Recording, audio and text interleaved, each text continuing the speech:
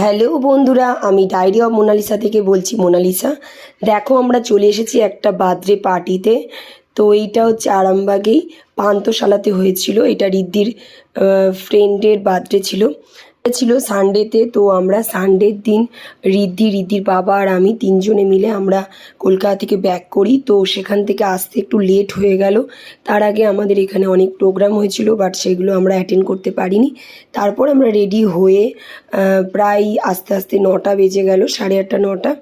তারপরে এখানে এলাম, দেখো সব লোকজনরা আছে, এখানে অনেক রকম স্টল দিয়েছিল। আর এখানে যার বার্থডেটা হচ্ছে সেটা হচ্ছে রিয়ানশির বার্থডে। Happy birthday Riyanshi. আর দেখো ম্যাজিক শো হচ্ছে, বাচ্চারা কত আনন্দ করছে। এখানে প্রচুর বাচ্চারা ছিল, আর যিনি ম্যাজিক দেখাচ্ছিলেন খুব সুন্দর ম্যাজিক দেখাচ্ছিলেন। সব বাচ্চারা খুব এনজয় করছিল।